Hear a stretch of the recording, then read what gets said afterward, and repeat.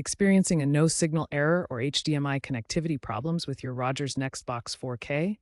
You're not alone. These issues often stem from weak cable signals. First, check your cable signal strength via the box's diagnostics menu. Aim for 0 dB for video and -15 to +15 B for audio.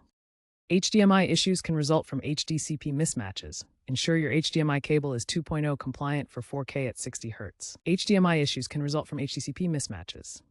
Try an HDMI handshake reset by unplugging and replugging the cable or switching TV inputs. Unplug and replug the HDMI cable or switch TV inputs to reset the handshake. If the signal is weak, inspect splitters and cable quality, avoiding long cable runs. Remember, Rogers is transitioning to Ignite TV, so signal issues may be related to infrastructure changes in your area. If basic checks don't resolve the problem, try a hard reboot. Unplug the NextBox 4K from power for 30 to 60 seconds. This clears the cache and can fix software hangs.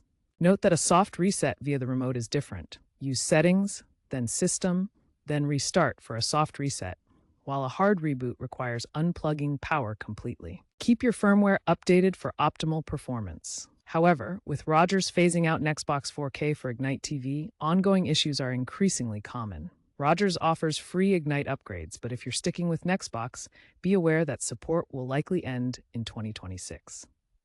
Consider self-help resources like Rogers app for diagnostics or their customer support line. Forums such as Reddit's r/Rogers often have user-generated solutions. As streaming dominates, fewer fixes for legacy boxes will be available.